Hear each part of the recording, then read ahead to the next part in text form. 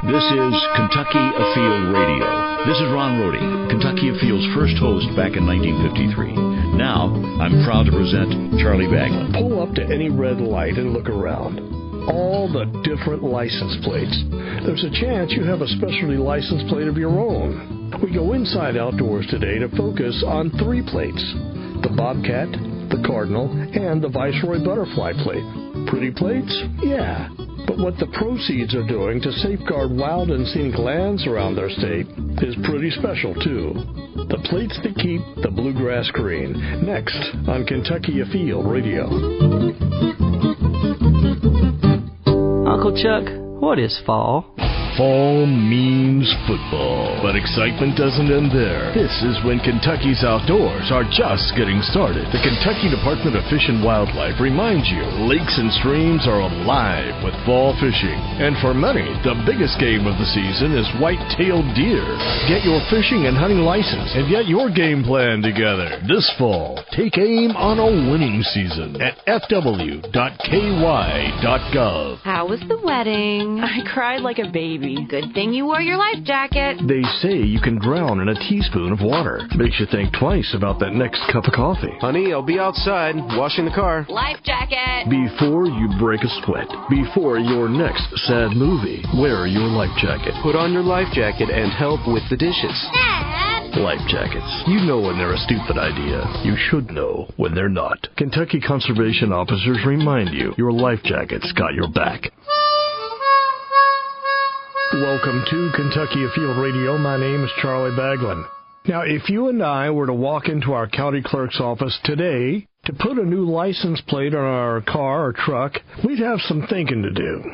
From Friends of Coal, Share the Road, breast cancer awareness, spay and neuter your pet, we would have about 50 different specialty plates that we could pick from. Add motorcycle plates, veterans plates, plates for selected elected officials like the Kentucky legislature. And Kentucky has a total, and I counted, 131 different license plates. 131. While we've always had our standard plates, our farm plate, and maybe a few others, back in 1995, a plate for every cause sort of became the fad. And it began with nature license plates. There was one, a blue sky, and this little bird, a little yellow Kentucky warbler on it. On the bottom it said Nature's Finest. Over 20 years later, Nature's Finest plates are still on the road. There are 3, the Cardinal, the Bobcat, and the Viceroy Butterfly license plate. The parent group that administers those plates is the Kentucky Heritage Land Conservation Fund, a group that uses proceeds from those plates we buy to conserve wild lands across our state. The chairman, Dr. Richie Kessler, is on the phone from his office at Campbellsville University, and in the studio with me is Mr. Zeb Weiss, wildlife biologist for the group. Gentlemen, welcome to the show. Good to be here, Charlie. I was doing some figuring here. 40,000, was it maybe 42,000 of your nature license plates are out there across the state on the roads today. That's a bunch of plates. And I wonder if those folks really know what those funds are being used for. You know, they may not, because some people, they like the Louisville Cardinals, some of them like the Kentucky Wildcats. They may think those are college plates, but they're not. And they say Nature's Finest on the bottom.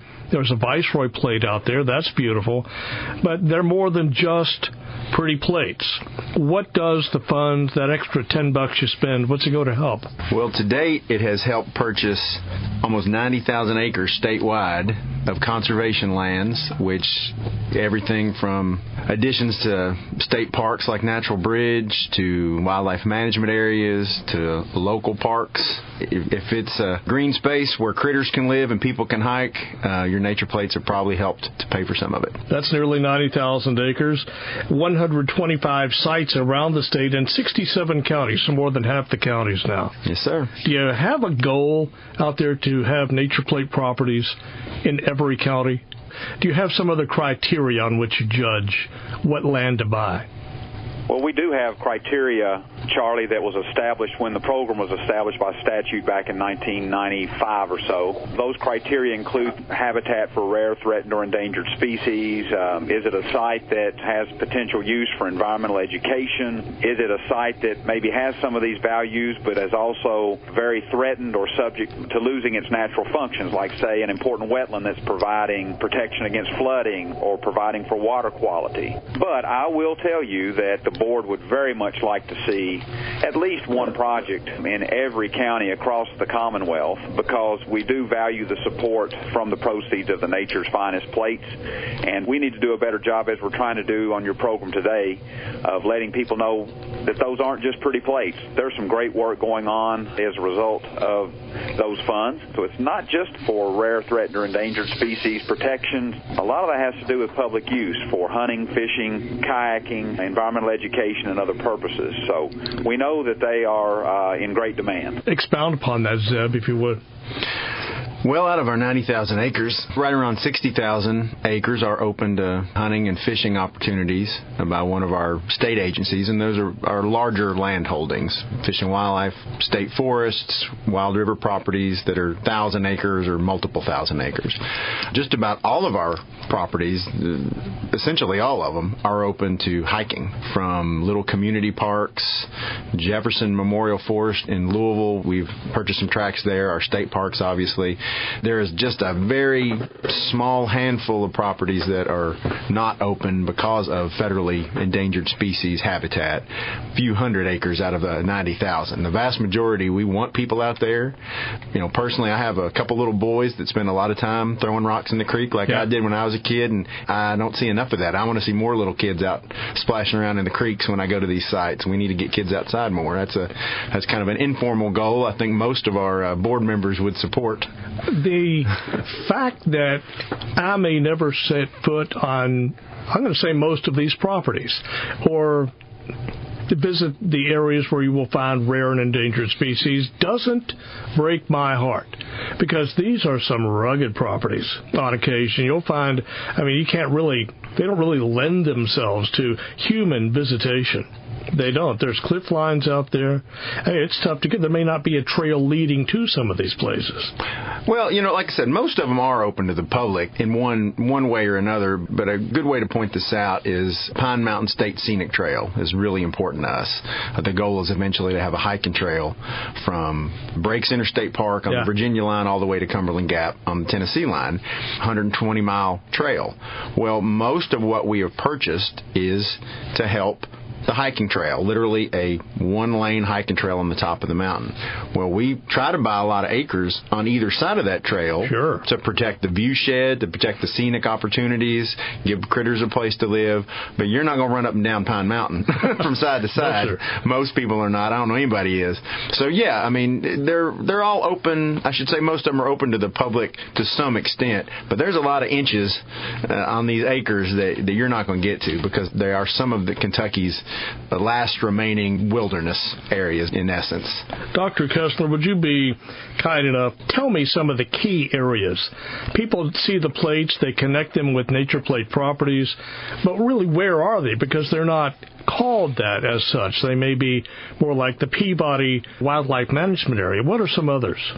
Our fund has certainly played a role in protecting some of the most significant aspects of Kentucky's landscape. So if you want to start, certainly the Appalachian Mountains, eastern Kentucky, the hardwood forests of eastern Kentucky.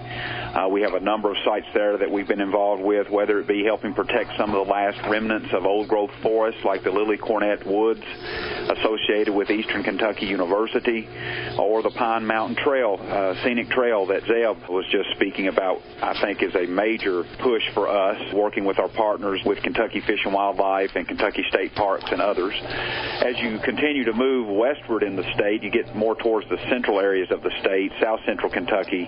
Of course, we have to mention the significance of the Green River in terms of aquatic biological diversity. A lot of times when people think nature preserves, of course, they think maybe a postage stamp woodland or a glade or prairie, which are, of course, very important, but oftentimes the aquatic aquatic systems get overlooked, but not in Kentucky, because we possess one of the most significant sites for aquatic biodiversity in the entire country in the Green River, the Upper Green River specifically. And the fund has been very effective at working with partners like the Wild Rivers program, both on the Green River as well as in eastern Kentucky, and also Western Kentucky University to generate a network of protected areas along the Green River and very near, actually, the boundary of Mammoth Cave National Park. So not only is that helping to protect some of the most significant fish and mussel populations in the country, it's also helping to protect this wonderful view shed that so many people enjoy canoeing and kayaking and fishing,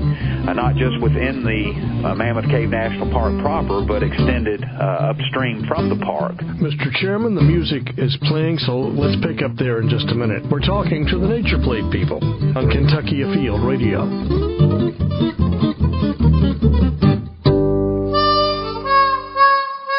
We are back on Kentucky Afield Radio. My name is Charlie Baglin.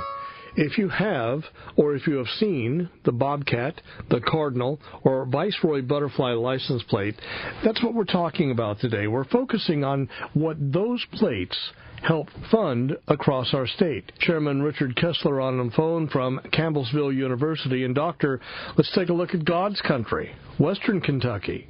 Now, Western Kentucky, of course, the wetlands of Western Kentucky. I think about a recent project that really involved a number of partners, including Division of Forestry and Department of Fish and Wildlife and others. The Big Rivers Project over in Crittenden County.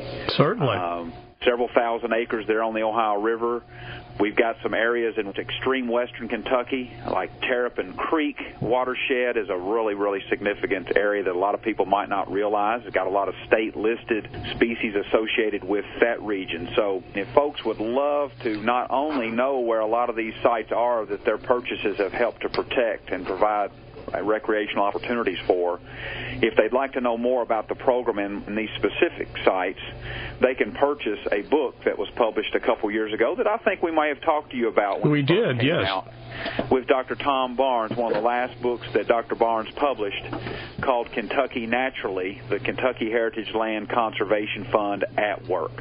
I have one on my coffee table at home and one here in my office, and it looks beautiful in both settings. So I would really highly recommend, if folks haven't added that to their natural history collection for Kentucky, that they get out to their local bookstore or visit their favorite bookseller and look at purchasing that. I have one sitting right behind where Zeb Weiss is sitting now, Dr. Kessler.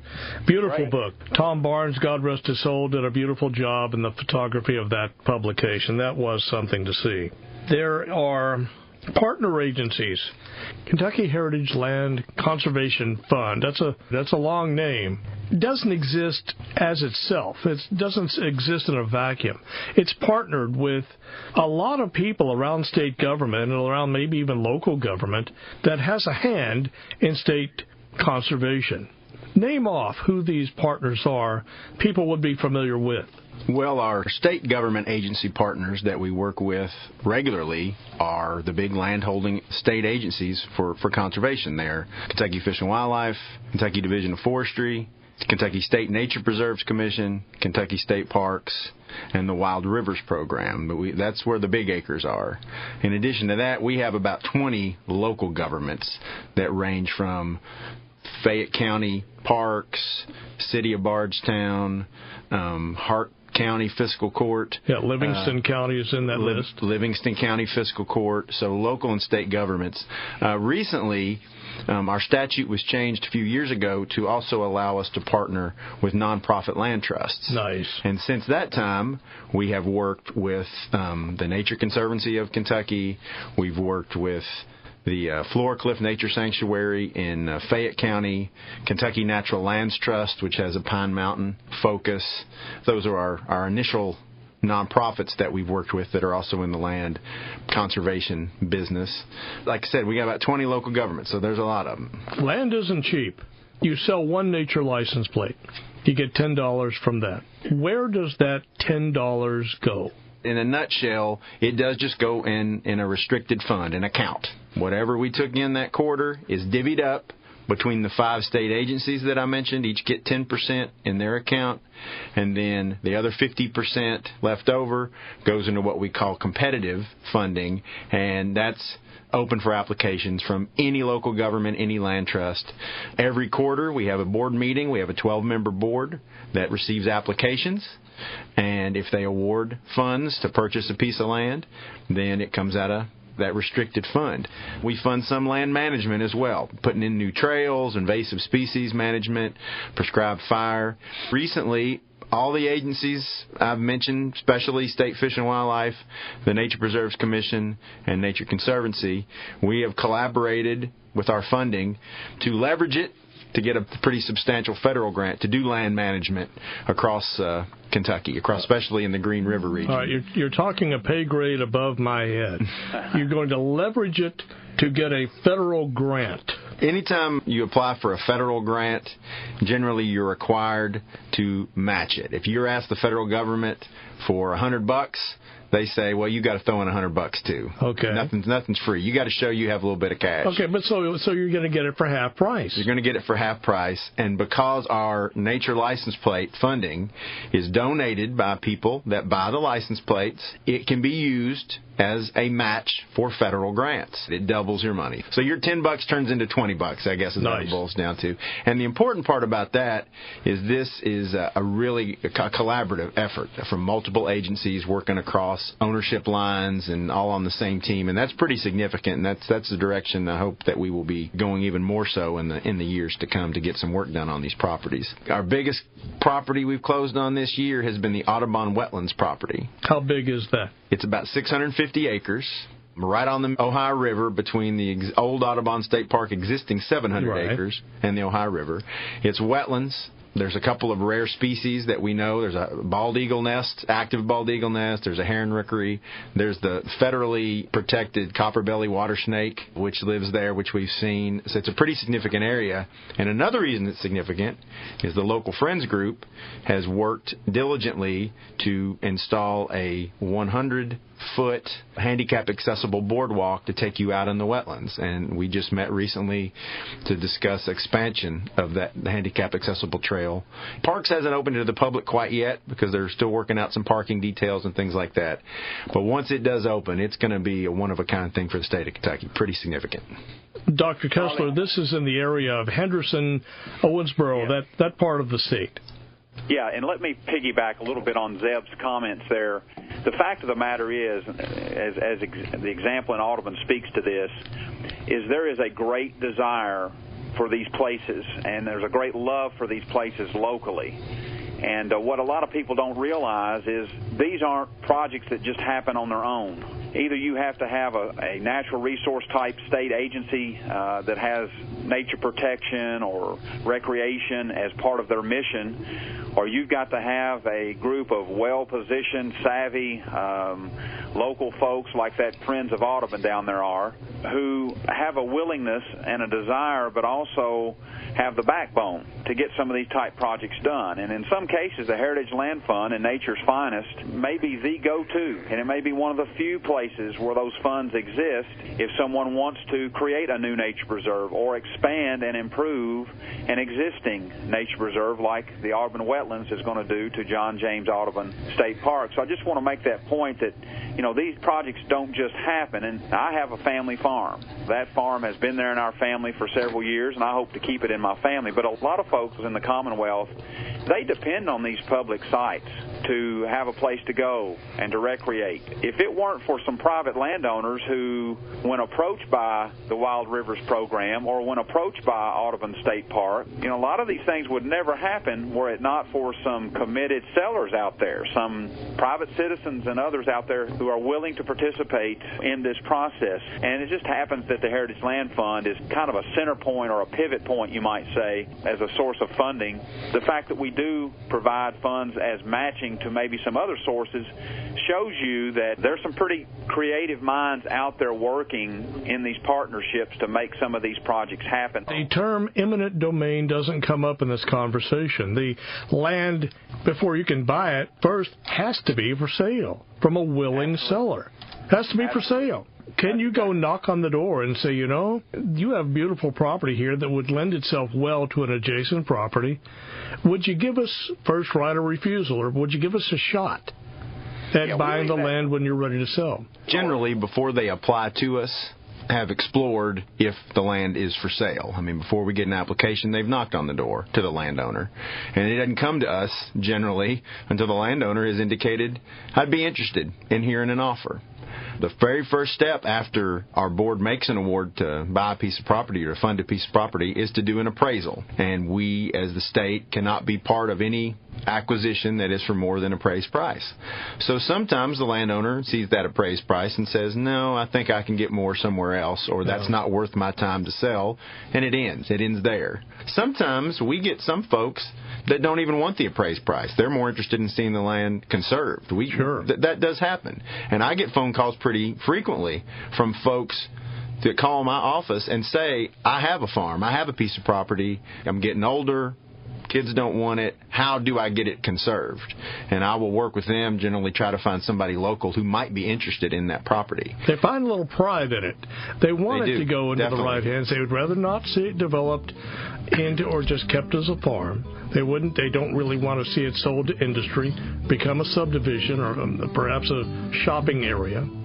And they want to see it stay natural, just like they knew it as a child. There's plenty of people in Kentucky that take a lot of pride in their land and what it's meant to them, and they really would like to see it mean the same thing to other people in the future and wants to see it protected. And there is a list of these Nature Plate properties online. Maps, descriptions. Just take a look at heritageland.ky.gov and then click on the online property tour link.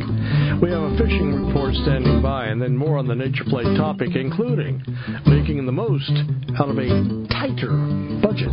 Stay with us. You're listening to Kentucky Afield Radio.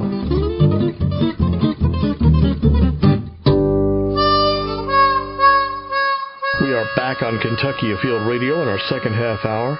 If you would like to hear this show again or any of our past shows, you'd like to catch a repeat of those, or email the link or share it on Facebook, it's pretty easily done. Just first go to Facebook and you can find our weekly links. You can also find us on iTunes. We're a weekly podcast, as well as YouTube. Just go to the search box, put Kentucky Afield Radio in the search box, and up we will pop. It is time now for our fishing report. At Kentucky and Barkley Lakes, the lake temperatures have dropped a little bit. The lake level has also dropped. It's around 356.5, so you got to watch out for those bars and those stumps that are out there. Watch those navigational channel buoy markers. Well, as far as fishing, probably one of the better years I've heard about white bass in jumps on Lake Barkley for sure, out near the river channels where the creek mouths hit the river channels, and in bends where you have this circulating current. What kind of bait are they using? Well, spoons and inline spinners. Crappie fishing, some being caught out on the ledges. Vertical fishing with jigs and minnows.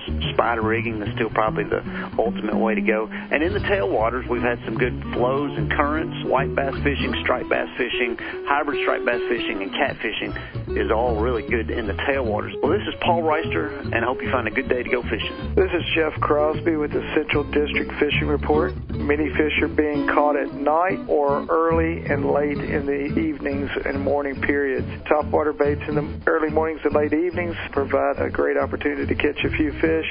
Additionally, fishing plastic worms, creature baits, jig combinations are productive when fished around shoreline cover at night. At Taylorsville, channel cats and blue cats continue to be caught using cut bait in 8 to 15 feet of water. Finally, the Dix River below Harrington Lake Dam can provide an excellent opportunity for catching a few trout this time of year. Remember, you may only fish artificial lures, flies in this section of river.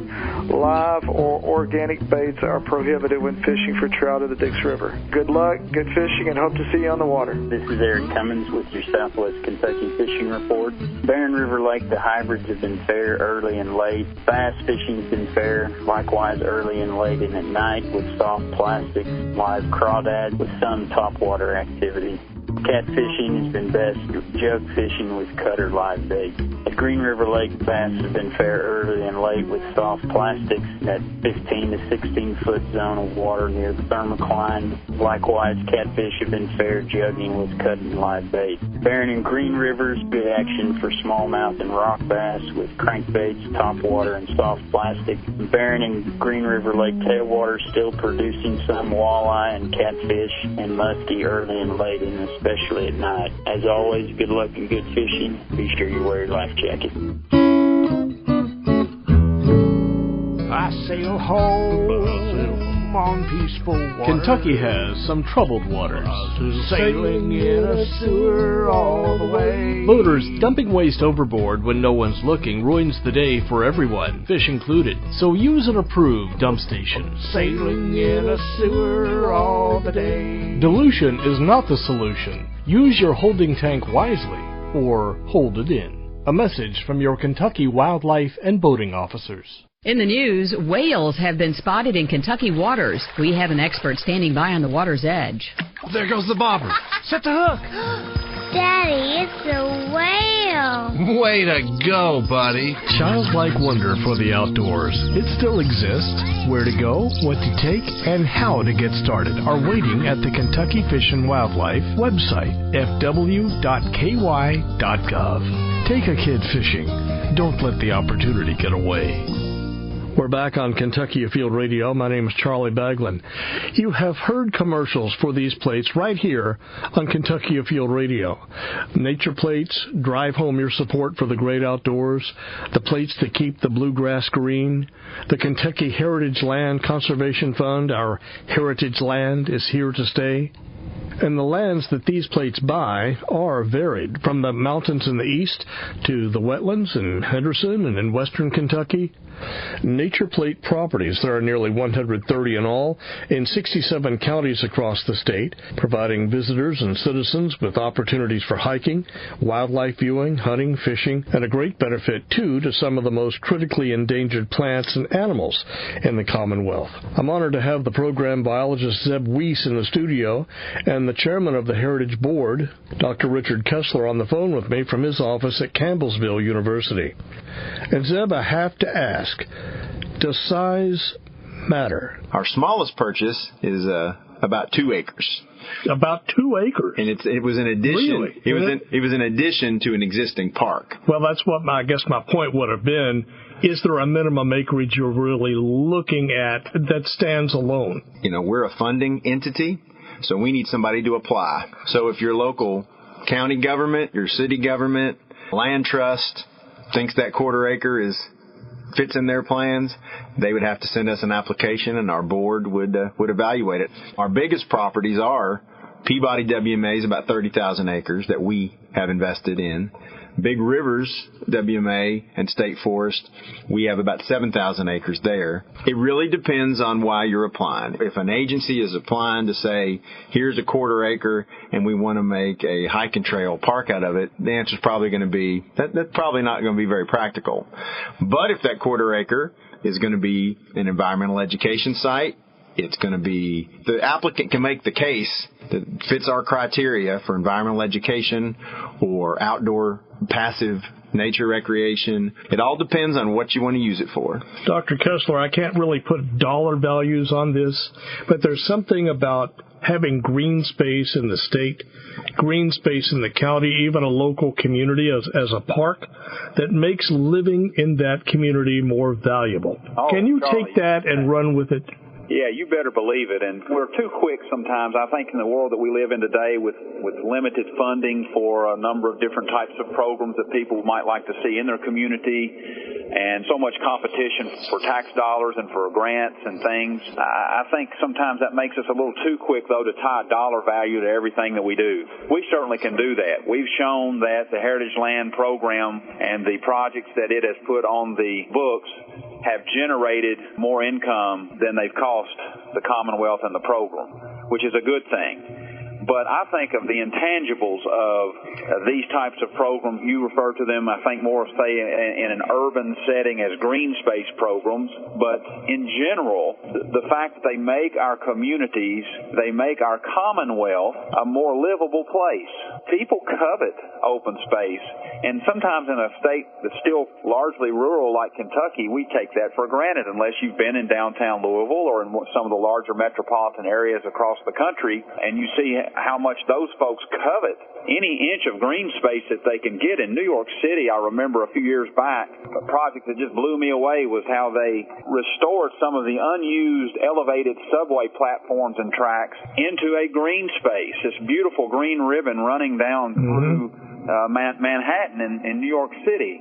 And how much use that site got and how much it was appreciated. Yes, these are projects that certainly make our Commonwealth a better place, even if you, like you mentioned earlier, don't have the ability to visit a lot of these sites. Listen, there's always going to be more nature out there in need of protection than we have the ability to protect.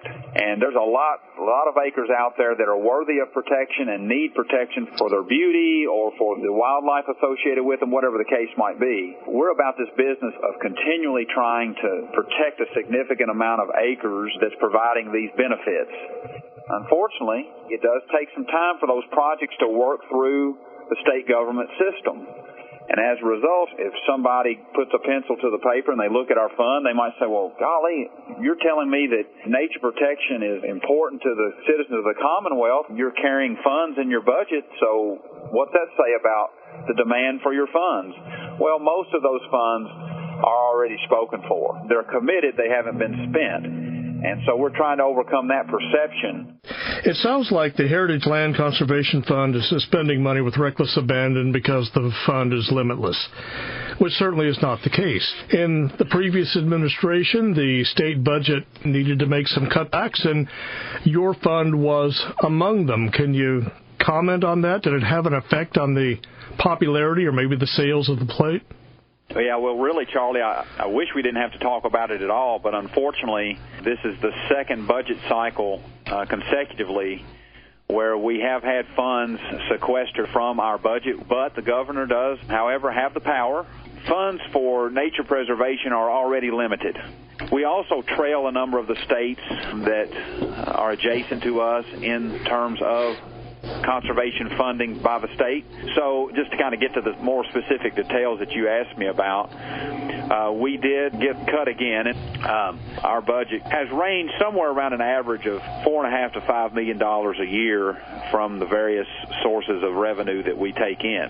Ultimately, what happened was we experienced about half that cut, but if anything positive came out of that, it does allow us to continue moving forward with our work. And in addition to that, we did get a statement in the language of the last budget that explicitly states that no funds are to be taken from the sales of the nature license plate funds, because that's the one source of revenue we have that comes directly out of the pockets of citizens. Certainly. Who were very confused when they saw that funds were taken from the Heritage Land Program, those who knew that that's where their contributions were going when they made the purchase of those plates. And we were very pleased to see that language explicitly show up in the budget bill, because we want folks to purchase nature's finest with confidence.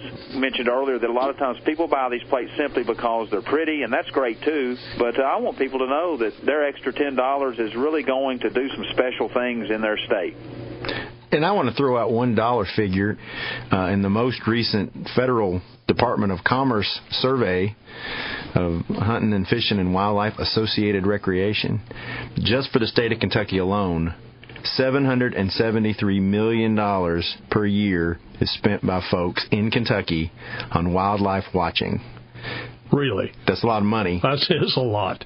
We have protected 90,000 acres in the state. State's 25 million acres totally. it's estimated that maybe about 5% of Kentucky is managed for conservation in one way or another. So vast majority of the state is in private hands. So what I'm trying to say by all this is we're in no danger of buying up excessive amount of land. We really don't own that much for conservation purposes in Kentucky specifically, and there's a big demand for it out there. So there's an economic need. Dr. Kessler and I and most of our board members are biologists and conservationists, and we get excited about the bugs and the critters and the nature aspect, but there's also a dollars aspect to it. This is also economic development by conserving these lands and giving people a place to go to watch these critters and to make trips and to vacation. And we're not entirely nature preserves. We're also parks. We're also about getting people out. 100% of your fund wasn't taken. As a relief for some peace of mind to everyone else out there who bought a nature plate, their money that they spent, an equivalent amount, was still left there for use, right? It wasn't... Nobody knows more about the finances of the Heritage Land Fund than Dr. Kessler and myself. We both have plates on all of our vehicles, and we never dropped them because I know that money is going for conservation. They, as you stated, they never took all of it, and they did not take enough to dip into the nature plate money. So that always didn't get out in the media because it sells better, headlines saying government raids your hard-earned money you gave for nature plates. That was never really accurate. And now, Charlie, now that we can get the word out that we had that language in the last budget bill, let's put our money where our mouth is, and let's everybody step up and add. If you have an extra vehicle in your family, why not put one of the other nature plates on that vehicle, or talk to your coworkers and others.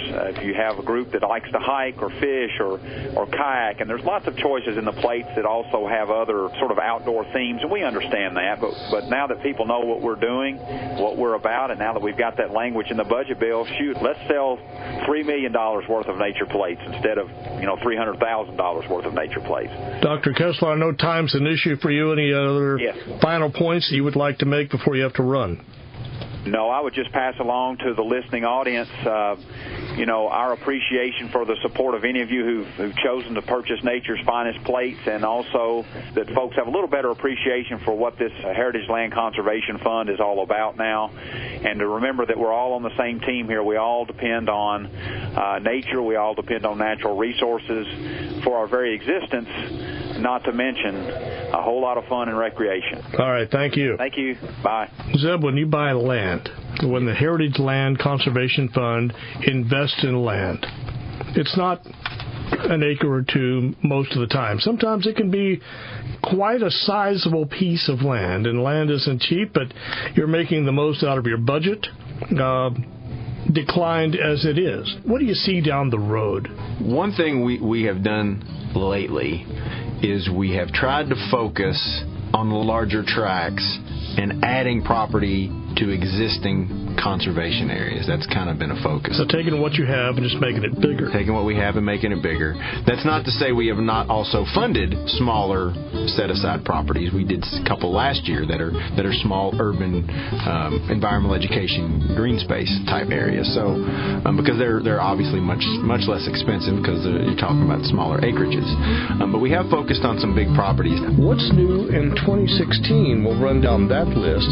How the cardinal, the butterfly, and the bobcat license plate are making a greener difference where you live. Back with our final few. You're listening to Kentucky Afield Radio.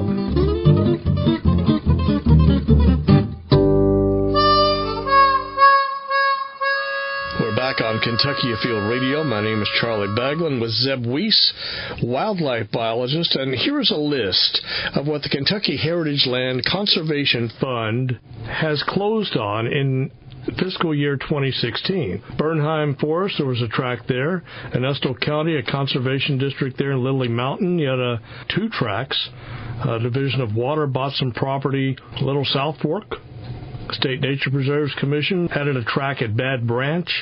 City of Horse Cave, City of Bardstown, the Polk State Nature Preserve, Louisville Metro Parks added some land there, and the Audubon Wetlands. I didn't count them up, but it looks like 9 tracks. The City of Bardstown, we bought just 20 acres there that protects a creek right in the middle of the town. They have plans one of these days to put in trails and to make it a nature park. Well, it's adjacent to my Old Kentucky Home State Park, so it's expanding that state park. And so really all of our projects last year were expanding places that were already conserved, making them a little bit bigger. The Department of Fish and Wildlife has a term called wildlife corridor. If you buy a property between 2 existing pieces, does that make it like a wildlife corridor where deer and animals can use that land to travel to and fro? 100%. And as we evaluate properties, standalone properties that aren't an addition, their proximity to another conservation area is very important. Ultimately, you would like to have a corridor, a string of contiguous land, or even just pretty close when you're talking about birds and insects. Even if the land in between is never going to be conserved as far as being purchased for a park or something like that, if the landowner in between a lot of times might enroll in a federal farm bill program or might conserve the land on his own. So it's not really imperative that the state or conservation entities own a contiguous string of properties, because if you can get pretty close and work with your neighboring landowners and they can implement some of these conservation practices, the wildlife and the conservation attributes can benefit. The Nature's Finest Plates buys land from mountaintops to wetlands, and you have to have the land to be able to go out and find the quail and the rabbits and the deer and the elk. And that's a good point. So when we buy a piece of property, or I shouldn't say buy, we fund a piece of property that an agency buys.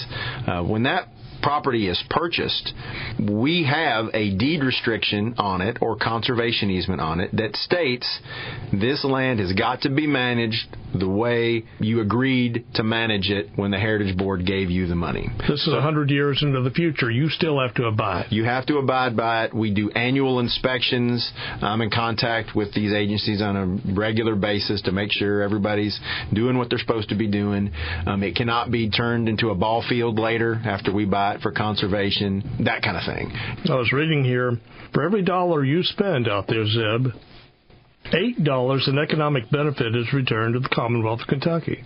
There was a study done just a couple years ago. It's pretty recently by the Trust for Public Land, which is a national organization, done specifically for the state of Kentucky and specifically the Heritage Fund, the Heritage Plates. There's hard numbers that show that investing in conservation lands is an economic benefit to the communities and to the state of Kentucky. Brings in revenue. So it's a good investment monetarily as well as being good for your heart and your soul by getting out there and running around in the woods. There's nothing I can do sitting here in this office to go out and buy land. That's a big government agency, or that's a big millionaire's project to do. There's nothing I can do. I'm just little old me. But a whole lot of little old me's can really add up to something. While the heritage land gets money from these nature license plates, they say Nature's Finest on the bottom. From the stats I saw, that's about 7% of your total fund. But that's 7% you kind of need, and that's where people, citizens, can actually get their hands dirty in this. And they can actually buy that $10 plate for their car and help you make a difference. That 7% has been accurate for a couple of years now. It used to be much higher. It used to be up towards 15 to 20%. Nature plate sales have gone down for a couple reasons. The main reason, I think, is, we were the first specialty plates on the road in the state of Kentucky 20 years ago. You were. So now there's dozens of specialty plates. So part of the decline is just plain old competition. When I look at some of the other plates out there, they all go to good causes. I mean, there's some great choices out there. So it's not a matter of saying buy ours instead of theirs, although buy we yours just try to, instead of the standard plate. Instead of the standard plate. That's exactly right. So $10 a year for most people is doable. And like you said, pennies make dollars. Your $10 with that guy's $10 and her $10, that adds up. And that's how we get some of this property conserved. Conserved means open to the public for the most part. It means get you out there, get your kids out there, give you an opportunity to enjoy the outdoors. I mean, you've seen these numbers. You've seen the news and the stats. We got fewer and fewer people going outside. Obesity is an issue in the state of Kentucky. There's a lot of reasons to get outside beyond conservation itself. What we're trying to provide is not only a place for the critters and the plants to live, but it's good for you to get out there, get a little sweaty, run around out on these trails. It's good for you. People are busy. They may not have the opportunity to go to these places. At the end of the day, they're glad they are there. It just makes me feel like the air is cleaner. I can go out and hear birds tweet. I can get away from the noise of town. My mother died recently from a long battle with Parkinson's, and she couldn't get out for a long time, for years. We talked a lot about what I do for a living and the places I work. When I showed her Tom Barnes's book when it came out, it made an impression on her, and she said the same thing you said, that obviously I'm never going to get out there. Hopefully my grandkids will get out there on these places, but I just like knowing that they're there. And there's a lot of folks that feel that way. And they're not making any more. They're not making an inch more. What we got is what we got, and that's something else. To conserving these lands today is an opportunity that we might not have tomorrow or the next day or 10 years from now. But those special places, those places that really do mean something to people and really do have some high conservation value, there's no time like the present. With close to 100,000 acres on the horizon of lands you have conserved around the state, you've done good work, so congratulations. Thank you, Charlie. You can learn more about the Kentucky Heritage Land Conservation Fund, the Nature's Finest Plates, and the properties that those plates have helped to fund online at heritageland.ky.gov. We're out of time. This is Charlie Baglin inviting you to join us in a week, and we will go inside outdoors again, right here on Kentucky Afield Radio.